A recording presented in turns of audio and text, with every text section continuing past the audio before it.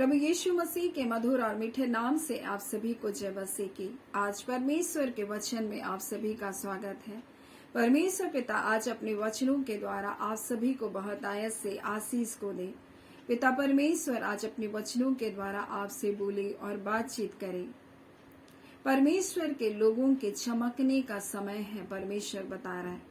आज जिस वचन को हम देख रहे हैं, परमेश्वर कहता है ये परमेश्वर के लोगों के चमकने का समय है। मेरे प्रियो, परमेश्वर का वचन कहता है कि तुम जगत की ज्योति हो।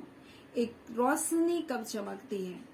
परमेश्वर का वचन हमें कहता है कि तुम जगत की ज्योति हो। तो एक रोशनी, एक ज्योति कब चमकती है? जब अंधियारा होता है।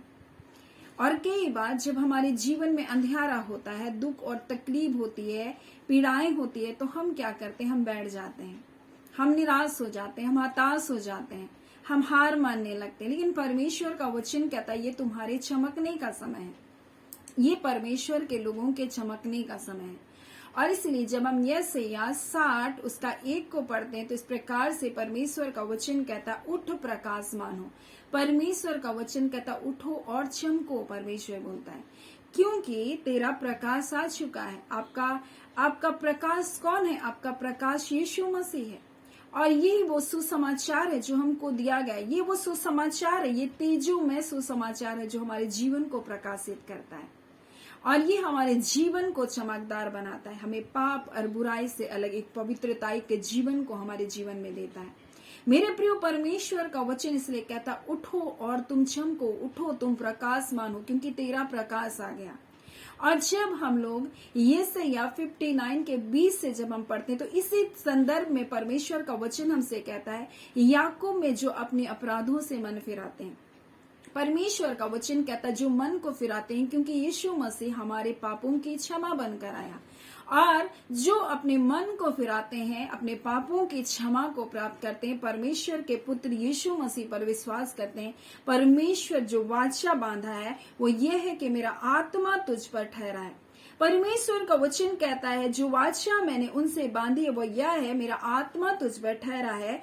और अपने वचन जो मैंने तेरे मुंह में डाले हैं वो अब से लेकर सर्वदा तक, परमेश्वर का वचन कहता है हमेशा हमेशा तेरे मुंह से, तेरे पुत्रों और तेरे पोतों के मुंह से कभी भी नहीं हटेंगे। और यही वो वचन है जो हमारे छुटकारे का वचन। इसलिए परमेश्वर कहता उठो। कहां से उठें? कभी कभी हमारे जीवन में जब इस संसार में घोर अंधकार है, संसार में पाप और बुराई है, तो हम भी कहीं ना कहीं अपने जीवन में निराश हो जाते हैं, हम बैठ जाते हैं अपने जीवन में। लेकिन परमेश्वर का वचन कहता उठो और तुम प्रकाशमान हो। मेरे प्रियो, परमेश्वर के लोगों के ये चमकने का समय है, क्योंकि यीशु मसीह जगत की ज्योति है। और जो यीशु मसीह के पीछे होलेगा वो कहता अंधकार में नहीं चलेगा। फिर यीशु मसीह कहता है तुम जो मेरे पीछे चलते हो तुम जगत की ज्योति हो। हम रोशनी है, परमेश्वर का वचन कहता है, हम ज्योति है, परमेश्वर का वचन कहता है। एक रोशनी का प्रयोजन कहाँ होता है? अंधेरे में। आप बल्ब कब जलाते हैं? जब रात होती है, जब अंधेरा होता है। अंधेरे के स्थान में आप क्या करते हैं? रोशनी करते हैं। और उसी प्रकार से परमेश्वर का वचन कहता उठो, तुम अपनी निराशाओं से उठो, तुम अपनी बीमारी की मानसिकता से उठो, तुम अपने दुखों से उठो, परमेश्वर कहता, और तुम चमको। ये तुम्हारे चमकने का समय है। अपने आप को तुम चमकदार बनाओ, अपने जीवन को तुम अपने जीवन को, उन बुराई को छोड़कर तुम अपने जीवन को पवित्रताई की ओर लेकर आओ। तुम्हारे चमकने का समय है, क्योंकि परमेश्वर का वचन कहता है तेरा प्रकाश आ गया। हमारा प्रकाश, हमारा रोशनी, हमारी ज्योति हमारा यीशु मसीह है। और इसलिए तो उसका वचन हमसे कहता है देख पृथ्वी पर तो अंधियारा है और राज्य राज्य के लोगों में घोर अंधकार छाया है, परंतु यहोवा तेरे ऊपर उदय हुआ है और उसका तेज तुझ पर प्रकट है। और जाति जाति तेरे प्रकाश के लिए बोलता है और राजा तेरे आरोहण के प्रताप के लिए आएंगे। कब आएंगे? जब आप उठेंगे, जब आप चमकेंगे। इसलिए पौलुस तीमुथियुस से कहता है, इस प्रकार से कहता है इस कारण मैं तुझे शुद्धि दिलाता हूं, तू परमेश्वर के उस वरदान को जो मेरे हाथ रखने से तुझे मिला है चमका दे। मेरे प्रियो, कई बार हमें वरदान परमेश्वर देता है, लेकिन हम उसको चमकाते नहीं। हम कैसे उसको चमका सकते हैं? मेरे प्रियो, जब हम परमेश्वर की उपस्थिति में जाते हैं, जब हम परमेश्वर के निकटता में बैठते हैं, तब हमारा जीवन चमकदार होता है। जब हम प्रार्थना करते हैं, जब हम परमेश्वर की निकटता में जाते हैं, तब हम चमकते हैं मेरे प्रियो। और यही बात जब हम निर्गमन में देखेंगे, निर्गमन 24 अध्याय और उसके 16 में इस प्रकार से लिखा है, तब यहोवा के तेज ने सिनै पर्वत पर निवास किया और वह बादल उस पर 6 दिन तक छाया रहा और 7वें दिन मूसा को बादल के बीच में से पुकारा। यानी 6 दिन तक मूसा उस पर्वत पर चढ़ करके प्रार्थना कर रहा है। वो 6 दिन तक परमेश्वर की आराधना कर रहा है, वो 6 दिन तक परमेश्वर को पुकार रहा है। और 7वें दिन लिखा हुआ है कि मूसा को बादल के बीच से परमेश्वर यहोवा ने पुकारा। मेरे प्रियो, परमेश्वर उससे बातचीत करने आया। यानी कि परमेश्वर चाहता है कि हम 6 दिन, अपने पूरे सप्ताह के 6 दिन हम परमेश्वर की उपस्थिति में हम बैठें, हम परमेश्वर की निकटता में हम बैठें। और तब तो परमेश्वर हमारे जीवन में क्या करेगा, वो 7वें दिन अपने उत्तर को हमारे जीवन में देगा।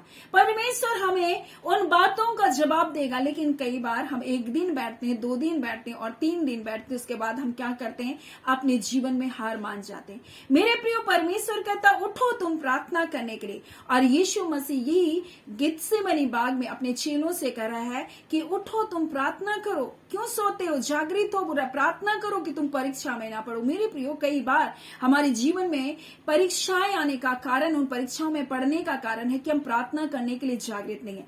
लेकिन परमेश्वर का वचन हमें बता रहा है, मूसा परमेश्वर की उपस्थिति में 6 दिन बैठा और 7वें दिन परमेश्वर ने उसको पुकार कर कहा।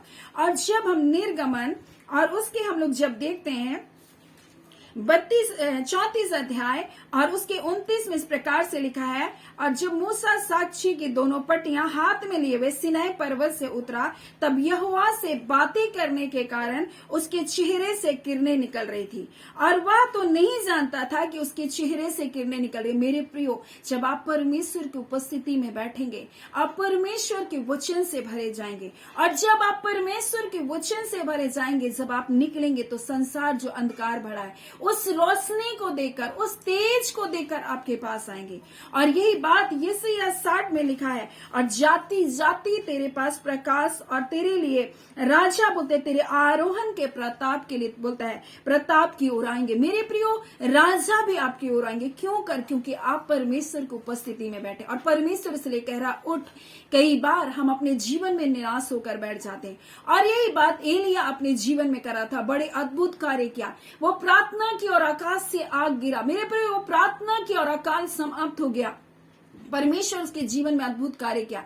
लेकिन जब इज़ेबेल, जो अहाब की पत्नी थी, उसने एलिया को धमकी दिया कि मैं तुझे मार डालूंगी, तब वो निराश हो गया और परमेश्वर से मृत्यु को मांगने लगा।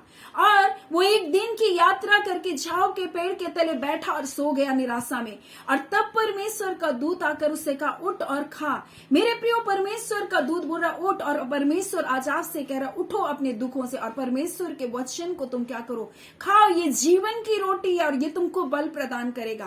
और फिर वो खाया और फिर सो गया। फिर परमेश्वर का दूत आया और उसने कहा उठ और खा, क्योंकि तुझे लंबी यात्रा करनी। मेरे प्रियो, परमेश्वर हमसे कहना चाहता उठो और परमेश्वर के वचन को तुम पढ़ो। परमेश्वर के वचन जो जीवन की रोटी, उसको खाओ और तुम बल पाओ, ताकि तुम एक लंबी यात्रा कर सको। क्योंकि परमेश्वर कहता तुझे बड़ा काम को करना है। कई बार हमारे जीवन में हम निराश हो जाते हैं। हम परमेश्वर के संतान होने के नाते भी लोगों की बातों से, आलोचनाओं से, नाना प्रकार की समस्याओं से हम निराश हो जाते हैं। मेरे प्रियो, परमेश्वर कहता है तुम उठो। और कई बार हम अपने जीवन में ऐसी हालात, ऐसी परिस्थितियों का सामना करते हैं कि हम निराश हो जाते हैं। और ऐसे ही तो हम परमेश्वर के वचन से एक व्यक्ति के बारे में हम लोग देखेंगे जो उड़ाव पुत्र है। उड़ाव पुत्र अपने जीवन में पापों के कारण निराश हो गया था, और ऐसी उसकी हालत हो गई थी कि वो सुअर की फलियों को खा रहा था। मेरे प्रियो, परंतु एक दिन वो अपने आपे में आया और उसने कहा मैं कैसा जीवन को जी रहा हूं। और तब वो कहता है मैं उठ करके जाऊंगा अपने पिता के पास। उसने एक निर्णय लिया। आज परमेश्वर कहता है तुम उठो, कहां पर हो तुम। मेरे प्रियो, यीशु मसीह बीमार को कहता था उठ, बोलता अपनी खाट उठाकर चल। फिर मेरे प्रियो, कई बार हम बीमारी की मानसिकता में बैठे रहते, हम सोचते हम कभी भी चंगे नहीं होंगे, परंतु यीशु मसीह कहता उठ, बोलता अपनी खाट उठाकर चल फिर। परमेश्वर कहता कब तक तू निराश होकर बैठा रहेगा, कब तक तू अपने जीवन में पापों में बैठा रहेगा, परंतु उठ परमेश्वर के पास आ। परमेश्वर कहता उसके निकटता में आओ, वो तुम्हारे पापों को, तुम्हारे अपराधों को क्षमा करने के लिए विश्वास योग्य है, वो तुम्हारे रोगों को चंगा करने के लिए है, वो धर्मी परमेश्वर है, आपके रोगों को वो चंगा करेगा। कई बार हम कई मानसिकता में अपने आप में क्या करते हैं, बैठे रहते हैं, और इस प्रकार से एक हम जब प्रेरितों के काम में पढ़ते हैं तो हम देखते हैं किस प्रकार से हम देखते हैं पतरस के जीवन को। पतरस कभी अन्य जाति को प्रचार करना नहीं जाना चाहता था, लेकिन कुरनेलियुस क्या था, वो प्रार्थना कर रहा था, अन्य जाति था लेकिन वो परमेश्वर को पुकार रहा था, वो दान को दे रहा था, वो प्रार्थना को कर रहा था, वो परमेश्वर के सामने उठकर बैठा हुआ था मेरे प्रियो, वो परमेश्वर के सामने बना हुआ था मेरे प्रियो, परमेश्वर से प्रार्थना करा था, और परमेश्वर ने उसके पास एक दूत को भेजा और कहा तेरी दान और तेरी प्रार्थना परमेश्वर को स्मरण होती है। मेरे प्रियो कई बार हम परमेश्वर के समीप आने के लिए, हम प्रार्थना करने के लिए, हम दान देने के लिए परमेश्वर के सामने उठे नहीं होते। और ये कुरनेलियुस जागृत था, इसलिए परमेश्वर का वचन उसके पास पहुंचा और वो कहता है दूत उससे कि जो कुछ वो तुझसे कहेगा इससे तेरे घराने के लोग उद्धार पाएंगे। और इस प्रकार से पतरस भी छत पर प्रार्थना कर रहा था, और वो तो दोपहर का समय था और बेसुध होकर गिर गया, और तब परमेश्वर का दर्शन उसे प्राप्त हुआ और देखा छत आसमान से, आकाश से इस प्रकार से लिखा हुआ है कि एक चादर में बहुत सारे जीव और जंतु थे और उसमें लटके हुए आए, और तब एक आवाज आई उठ और मार और खा। तब पतरस बोलता है प्रभु मैं इस अशुद्ध जीव जंतुओं को नहीं खाता प्रभु। तब परमेश्वर का वचन फिर कहता उठ और मार और खा। तब परमेश्वर उसे इस बात को बता रहा था कि तुझे अन्य जाति की ओर जाना है। मेरे प्रियो परमेश्वर उसको दर्शन के द्वारा बता रहा है। और कई बार हम देखते हैं कि अपने जीवन में एक मानसिकता को बना करके बैठते हैं कि नहीं हमें इसके पास नहीं जाना, नहीं हमको उसको नहीं बताना, नहीं हमको ये नहीं करना। लेकिन परमेश्वर का वचन हमसे क्या कहता है, परमेश्वर हमें क्या सिखाता है, हमको उसके अनुसार कार्य को करना है, ना कि लोग हमें क्या बता रहे हैं, लोग हमें क्या सिखा रहे हैं। मेरे प्रियो कई बार हम कई मानसिकता में ऐसे अपने जीवन में बंधे। परमेश्वर इतना महान है लेकिन कई बार हम परमेश्वर के एक डिब्बे में बंद करते। परमेश्वर ऐसा ही करता है, ऐसा नहीं करता। वो महान परमेश्वर, वो जाति जाति का परमेश्वर है। परमेश्वर का वचन कहता है वो हर एक जाति का, सारे भूमंडल का परमेश्वर है। क्या वो किसी विशेष जाति का परमेश्वर नहीं है? वो परमेश्वर सारे भूमंडल का परमेश्वर है। हर जाति, हर भाषा, हर कुल का वो परमेश्वर है। लेकिन एक मानसिकता लोगों के अंदर बैठी है कि वो हमारा परमेश्वर नहीं, वो आपका भी परमेश्वर है। इसलिए परमेश्वर ने पतरस से कहा तू जा, बोलता है क्योंकि कुछ लोग आए हैं और वो कुरनेलियुस की ओर से भेजे गए थे, क्योंकि परमेश्वर का स्वर्गदूत कुरनेलियुस से बात किया। और जब वो जाता है और जब वहां प्रचार करता और जैसे ही वचन का प्रचार करता, पवित्र आत्मा उनके जीवन में उतरता है। मेरे प्रियो परमेश्वर क्या कहना चाह रहा है? परमेश्वर कह रहा है अपने उन विचारों से तुम उठकर बाहर निकलो और परमेश्वर के निकट आओ। तुम प्रार्थना में अपने समय को व्यतीत करो, क्योंकि परमेश्वर का तेज, उसका पवित्र आत्मा आ चुका।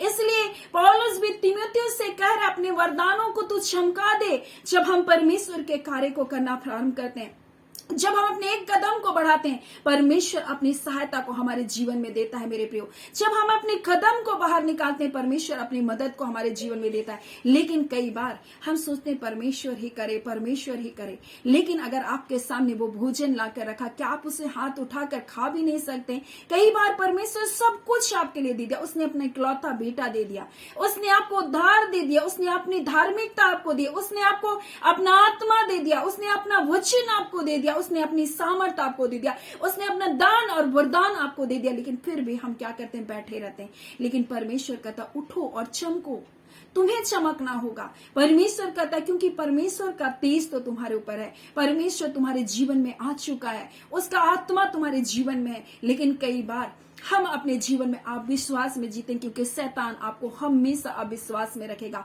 शैतान हमेशा आपको संदेह में रखेगा, शैतान आपको हमेशा भ्रम में रखेगा, क्योंकि वो झूठा है वरन झूठ का पिता है।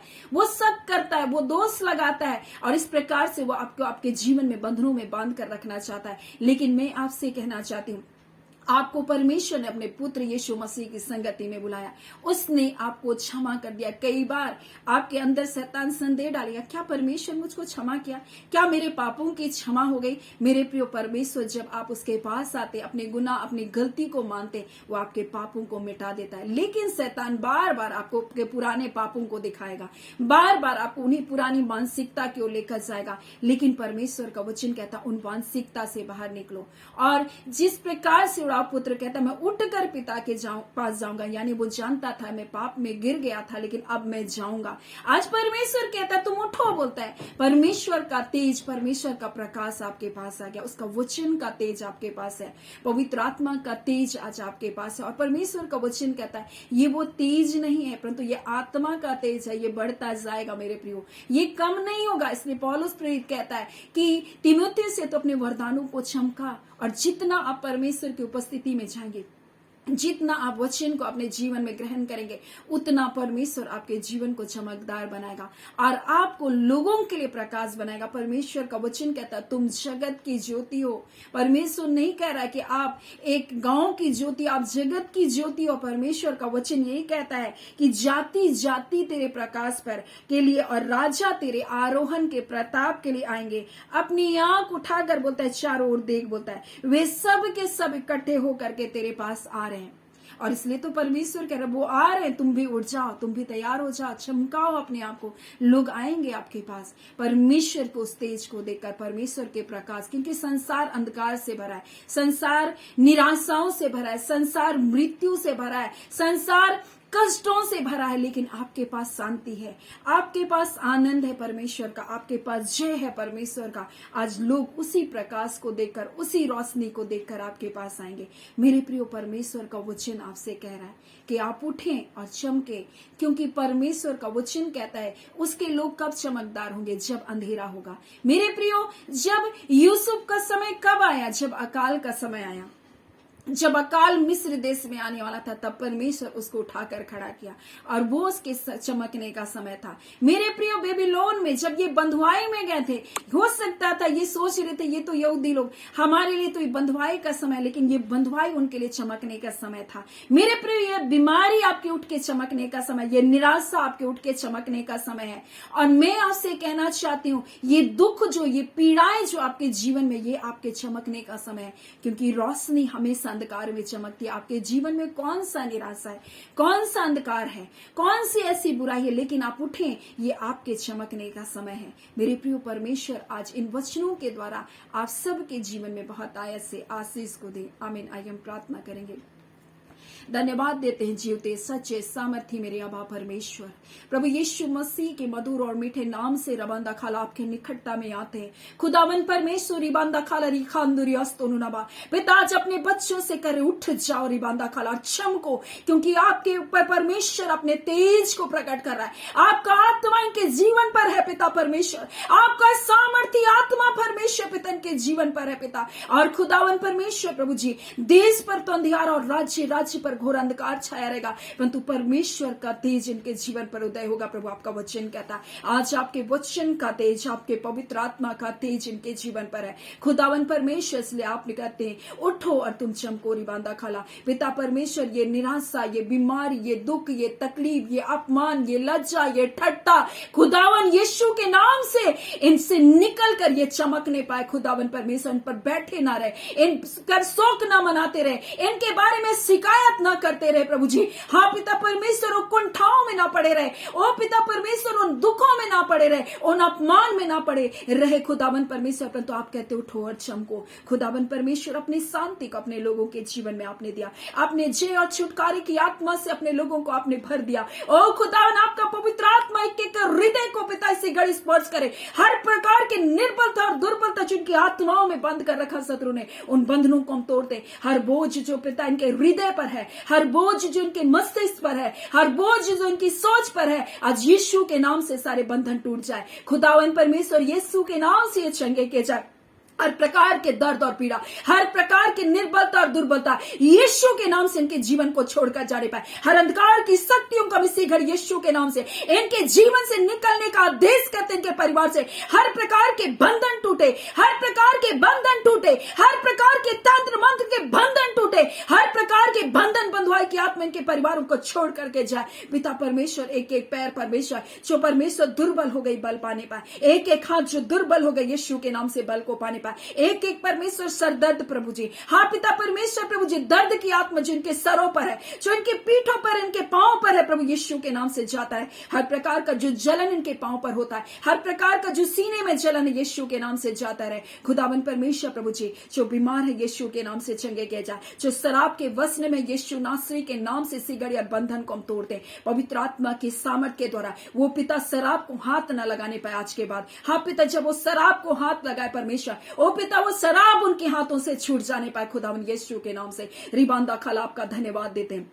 प्यारे पिता, जो बेरोजगार है परमेश्वर पिता, उत्तम जॉब यीशु के नाम से मिलने पाए। जिनके पैसे रुके हैं प्रभु जी, जिनको सैलरी नहीं मिल रही है यीशु के नाम से, उनके सैलरी जो बंद है यीशु के नाम से खुलने पाए। पिता आपका धन्यवाद देते हैं, आपकी स्तुति, आपकी बड़ाई करते हैं, आपकी प्रशंसा करते हैं। सुंदर समय को देने के लिए, अपने लोगों से बातचीत करने के लिए पिता आपको धन्यवाद।